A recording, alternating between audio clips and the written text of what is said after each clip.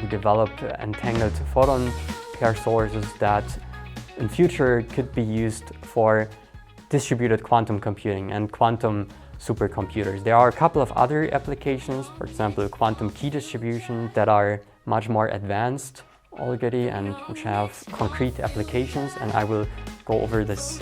This will enable us to get a very dense quantum network that indeed could be used for information security, for quantum key distribution, but also this will be an amazing platform for quantum computing.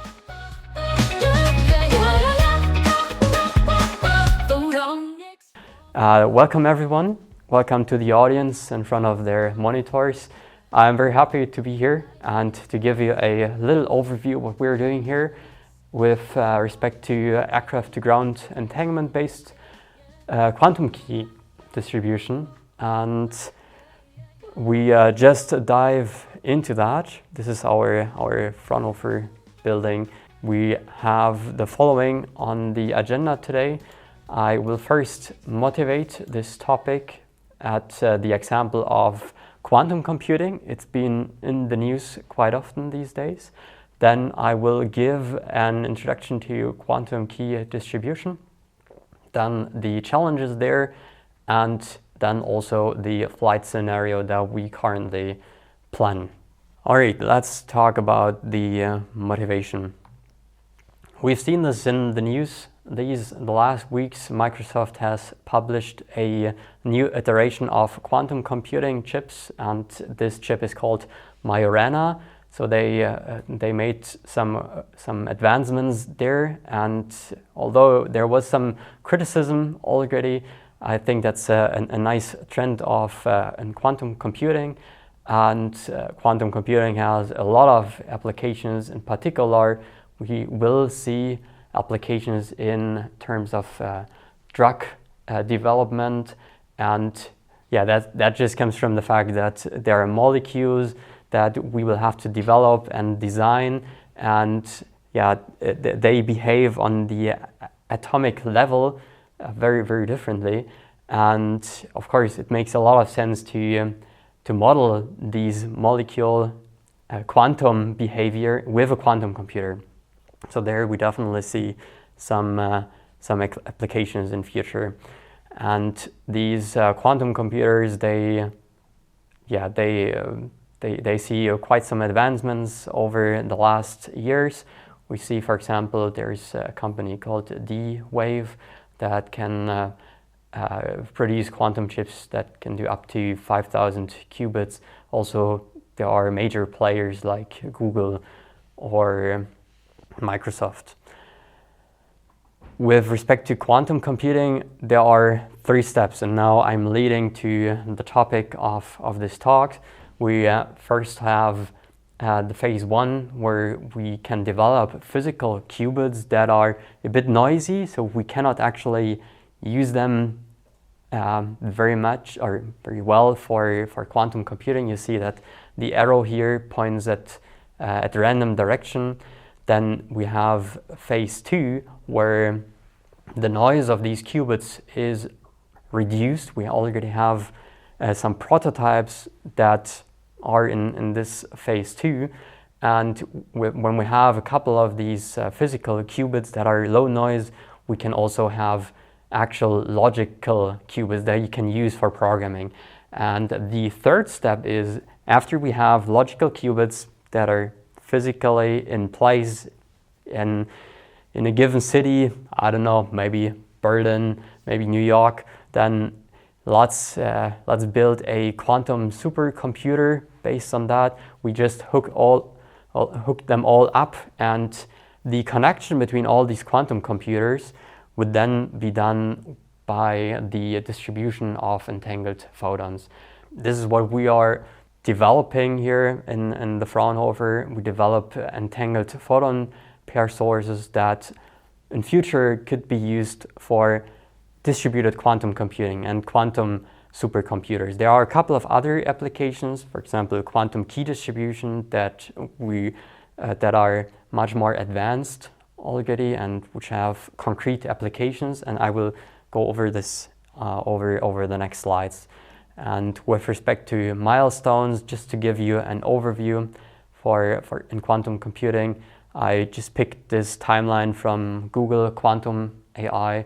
We have in 2019, we were already beyond classical. We could show that that quantum computers are supreme and they have specific calculations that they can do much faster than classical computers. Yeah, currently we are here. We have the first prototypes of logical qubits, so we can actually have a physical system that we can work with. We can put some algorithms there. We can do some very basic calculations, and hopefully this all scales up over the next years. What is missing here is this topic of distributed quantum computing. So the slide before, building a quantum supercomputer by a network, and this network is established through entangled photons, for example. Here's a more visionary slide, how we all imagine the connection between all these different nodes. We have, for example, different computing nodes here that can be used for computing, but also maybe the distribution of entanglement can help to enhance sensing, also GPS timing, and more particular, what I will talk about today, it's the distribution of entanglement can be used for information security, and that is also the niche that I'll be talking about today. It is called a quantum key distribution. You can use entangled photons for quantum computing, but also for distribution of key. Here you see such an application where we imagine having such an entangled photon pair source on a satellite, and then we just transmit them to these two ground stations. And the ground stations are then called Alice and Bob. Key distribution, how does that work? To understand this, let's go over how things are done classically. And there is an encryption protocol which is called the RSA algorithm. And imagine we have the two parties that would like to communicate here, which is Alice and Bob. And Alice prepares a letter, and this letter should be then encrypted and will be sent to Bob, who also then decrypts it. This is done over keys, and Bob has this private key. With the RSA algorithm, this private key is a seed for the public key. So there is a direct connection here, and this public key is then shared with Alice, who encrypts it. And due to this relation, Alice can securely encrypt it, and Bob can also securely decrypt it. The problem here is this precise connection, and that is also the motivation for doing it the quantum way. So this connection is can be broken by a prime factor multiplication. This seems to be very easy to break with future quantum computers. So this is the motivation for quantum key distribution that don't need this derivative here, this mathematical algorithm to ensure security here. In quantum key distribution or quantum communication, I just want to make this clear on this slide. There is just this key distribution on the left-hand side. There is the communication part only on the right-hand side. I will give you a brief explanation about the difference here. So key distribution just means that QKD provides the key for encryption or decryption, and the and this can be done with rates of, we're talking about megabit per second. It's strongly depending on the distance, and I will also show you this on the next slides. This is, for example, particularly challenging in aircraft-based entanglement distribution, or maybe also from satellites. And then Alice and Bob would be able to communicate with each other in, as usually, gigabit per second. So they or maybe Alice and Bob can be a server where you have a Netflix server, and Bob would like to just stream from the server, and there is a lot of data exchanged and downloaded, and maybe you would like this to be encrypted, and there you see this high rate here. Now, there's also something that is called quantum secure direct communication. It is, there is still quite some development to be done, and there you use the single photons themselves as a data carrier, and there are some protocols that have, they usually have this loop architecture. So Bob sends single photon to Alice, and then the single photons are sent back to Bob, and as it's passing twice, the data rate is significantly reduced. So imagine you wanted to stick to this quantum secure direct communication protocol. You were just left with kilobit per second. This is not enough for example, MP3 streaming. That is already quite challenging. So this is the difference, and I guess that's why people rather focus on the left part, which is quantum key distribution, because it enables much higher key rates and also much higher data rates. So we have this quantum key distribution protocol. It's a symmetrical sharing protocol of this key for encryption and decryption.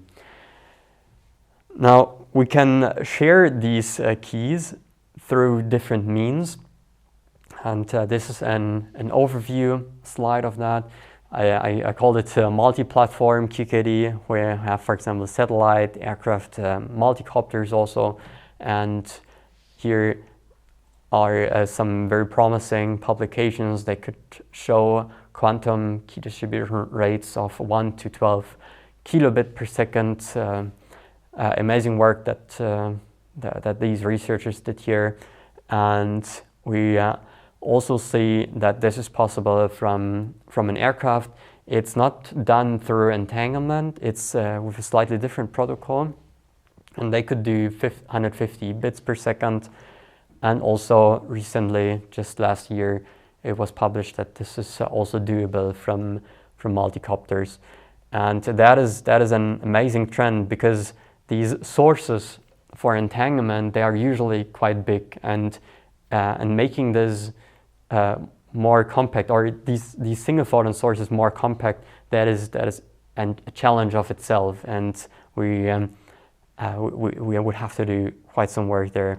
And these rates, if we just compare this to streaming, that would be not quite the audio quality that you would need in Spotify to stream, for example, but we're almost there, I guess. All right, so let's look into these devices that then use the key. They are called encryptors, and they would then take quantum key, which is, for example, 256-bit quantum key, and then this key would then be updated. Either there are different methods, but some people say let's update it after every 2 minutes. Let's update it only after transferring 1 terabyte of data. And 1 terabyte of data, just to give you a reference, that's 166 hours of full HD videos, or 200,000 songs. And if we translated this requirement to the platforms that I just showed you earlier, we can do 39 terabyte per second with drone-based quantum key distribution. Satellite currently enables 46 terabytes per second. They also did it with entanglement, by the way, and there we could generate approximately 1 key every 5 minutes, which could allow us to do 3 gigabytes per second of data transfer, encrypted data transfer, aircraft 0.5 terabyte per second. And now we would like to do entanglement via aircrafts as well. And currently we expect approximately 0.2 keys per second, so it's not a lot. That's because the source is quite low in brightness. I'll show you one slide on that. And this could enable us to do 200 gigabytes per second of encrypted data rate. So there you already see the challenge. We cannot have much data transferred, and cannot have a lot of data transferred. And this also means if we wanted to take this system, this entanglement system for quantum computing, it's the same challenge again. We would need a lot of photons and a lot of entanglement to be distributed to connect different computing nodes.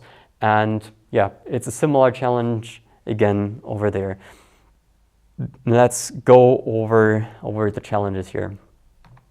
The core of our work is an entangled photon source, which has been built by my colleague Uday.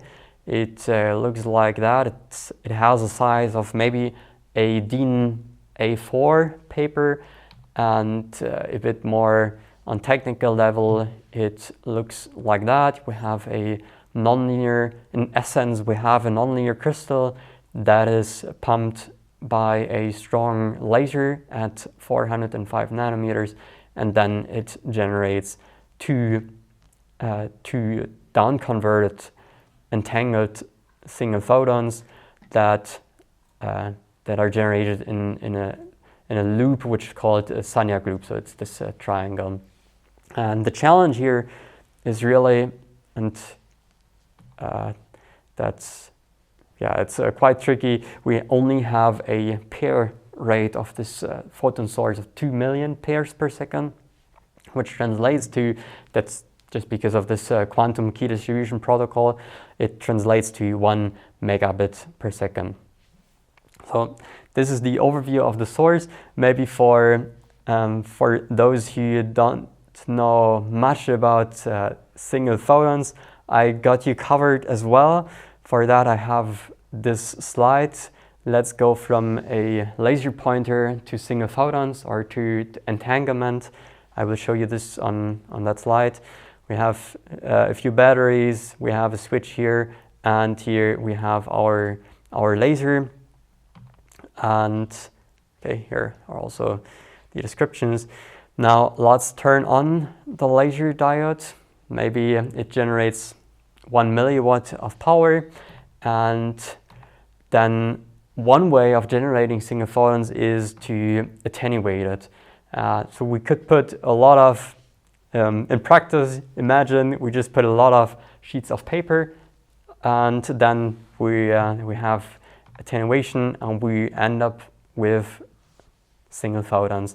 Another way, and that is needed for the generation of entanglement, we need a nonlinear crystal, and in this nonlinear crystal we do a parametric down conversion, and in this, by putting enough laser power into this nonlinear crystal, we see pairs of photons generated. And interestingly, they are also time correlated, so the emission time of these two photons is exactly at the same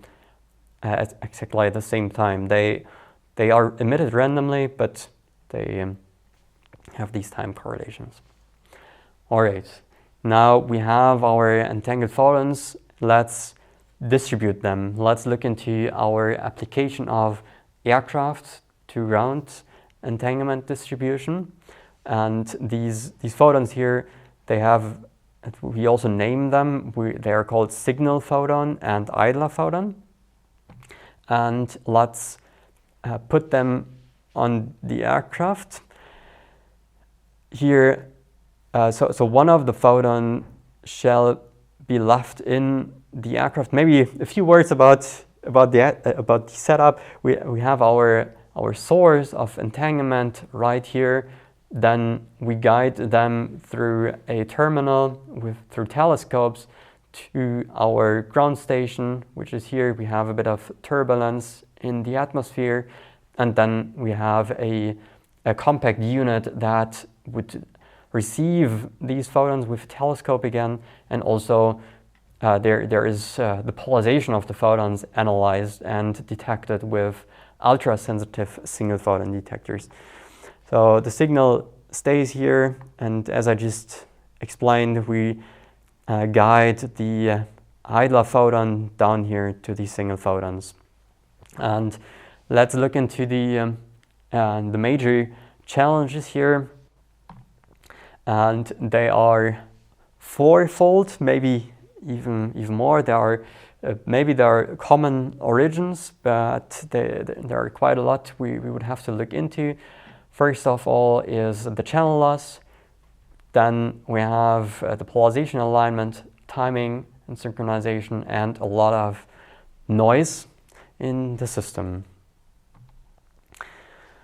All right, so the channel losses and the fluctuations, this is something quite relevant in this path where the wavefront of the light changes due to the atmosphere, and then it's getting very difficult to have the light received and properly guided into our guiding medium, which is optical fiber, or just piece of glass actually. Then we have polarization. When the polarization changes, for example here, the fiber is quite sensitive with respect to polarization. Like we see that the photons that go here, they change their polarization in the fiber, and then the reference in the aircraft with respect to the ground station changes, or the polarization reference, and this is something we would have to take care of.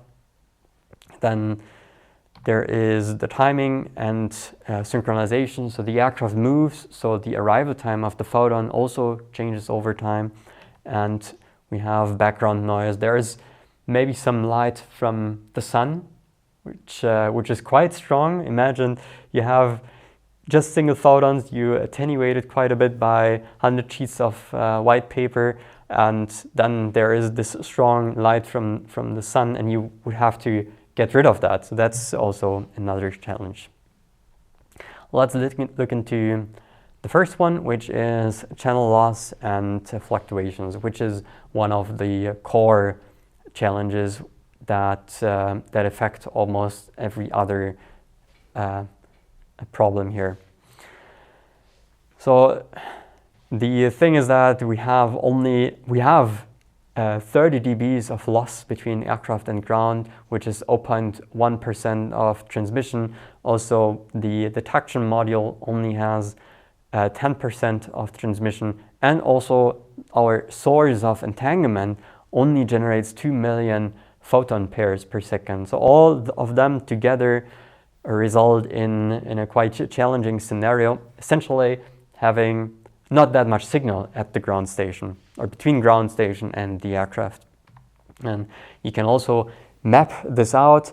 So we have here on the x-axis the photon pair rate. We have decided to have 2 million pairs per second, so we are here on this vertical line. Then we have also something that is called the coincidence window. It's a temporal filter. So the photons, I told you earlier, they are time correlated. So we expect the photons to arrive within a very deterministic time slot, and this is called a coincidence window. And the two photons should arrive within a time window of maybe 200 to 600 picoseconds, and by shaping this window properly, we can also do some filtering. Now, we are only at 2 million pairs per second by our source, which then boils down to having a secure key rate for quantum key distribution of only, what is it? I think it's 13 bits per second, and that can be derived by I think it's what was like 60 bits per second, or 60 correlation events are there that we can make use of, and that is really challenging, and it's hard then also for the timing, or for the synchronization, and also for the polarization alignment. So having these large losses affect almost every other factor here in the system. Then we have polarization alignment. When we create a correlation between the aircraft and the ground station, because we share entanglement between aircraft and ground station, we would create a so-called correlation matrix.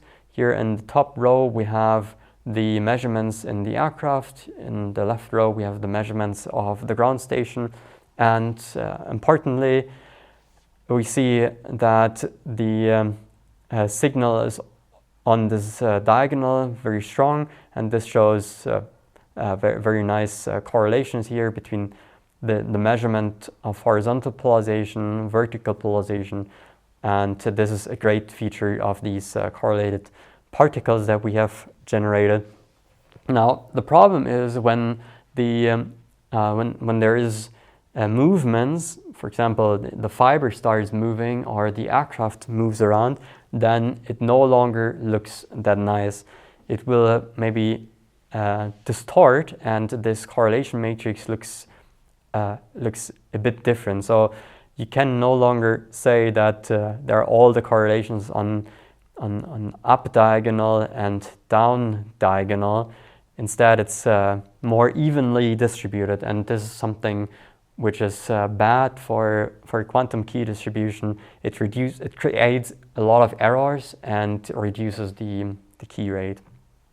And yeah, we could use this kind of correlation matrix to see how the polarization has changed. So we can clearly identify that here. But if there is just no signal, then it's also hard to extract anything from this matrix here. So it's all getting, again, very challenging when the signal is weak and when the polarization is drifting a lot. And our solution here is to have an assistance system that would provide us with a polarization reference. It's called a beacon laser. It's turned on periodically so that we get a nice polarization reference. Another challenge is the timing and the synchronization, and I would like to show you how the arrival time distribution looks like from the aircraft to the ground station. And for that I created the arrival time distribution that is exemplary for accelerating clocks and or aircrafts that change the distance to the ground station. And here you see that over time the arrival time of the photon is shifted, and this means that the time window where we expect the photons to arrive is quite big. Yeah, you see this by the red marks. We can now also do some post-processing and compress this arrival time, because we have the timings of the single photons, and you see that it's still moving a bit here. This correlation peak is still moving a bit, but it's much more confined. And this allows us to have a narrow time filter, and it also allows us to have quite high noise suppression. And the fourth contribution here in this challenging scenario is background noise, and we have three solutions there. First, we do spatial filtering. This means we know from where, like from the viewpoint of the ground station, we know from where the photons come from. They come from the aircraft. They don't come from a different point in the sky. And that is something we can use in the process of spatial filtering. We can have an aperture that we design just the right size so that we cover all the photons coming from the aircraft, but reject most of the photons that come from the clouds nearby, for example. Another factor here is spectral filtering. We know that the sunlight is very broad in its spectrum, and our entangled photons, they have exactly one wavelength, exactly one color, and for us it is 810 nanometers, so we can introduce a spectral filter to really reduce the contribution from the sunlight. And another filtering mechanism is the temporal filter. I told you earlier, the correlated photons, the entangled photons, they have very deterministic arrival times, and this is different in contrast to the sunlight. The sunlight just puts photons on our detection unit all the time. They are just randomly distributed. They just provide an offset, but it is not deterministic, and this is something we can use for temporal filtering. With that, let's look into our flight scenario. Let's take our source and put it into our aircraft. For that, we have the following scenario. We will start with the aircraft in a city near Munich. It's called Oberpfaffenhofen. We will borrow an aircraft from the DLR. We will fly 30 to 45 minutes to the city of Erlangen, where the Max Planck Institute for the Science of Light is, and we will then be there with the aircraft, and also the ground station is there. And yeah, that's how the aircraft looks like. There are it has a space for a couple of people. We have the signal coming from this aperture here. The entangled photon source is here in the core of this aircraft, and then we have fibers guiding the light to this aperture. And yeah, while the aircraft is in the hangar, we do a lot of optical alignment, which is then done by providing electricity here. Then we would move the rack into the aircraft. This is an exemplary rack from our colleagues from the DLR. They have already flown there, and yeah, that's how it looks like. Inside, it looks like that. There is not much space for people, but hopefully it's enough for our experimental equipment. Now, I would like to point out one challenge here with respect to the flight path, and this problem has the origin in the ground station. The ground station cannot do a full 360 view angle. It only does maybe 160 degrees. So that means the aircraft will move almost a half circle. It will make a turn, and then it will do another half circle. And this is quite bad, because the signal will be interrupted every time there is a turn. And that also means everything from time synchronization to polarization compensation to finding this correlation peak of our entangled photons, this all will have to be is reset every time the aircraft is doing a turn, and then we would have to start again from scratch. And this is indeed quite a challenge. All right, and now I only have one more slide for you. You saw this earlier. When we have our aircraft to ground entanglement distribution, hopefully we can expand it to maybe do a satellite to ground entanglement distribution, and we will also try to connect these different nodes with fiber, and hopefully this will enable us to get a very dense quantum network that indeed could be used for you saw this in the last slides, can be used for information security, for quantum key distribution, but also this will be an amazing platform for quantum computing, distributed quantum computing, and sensing.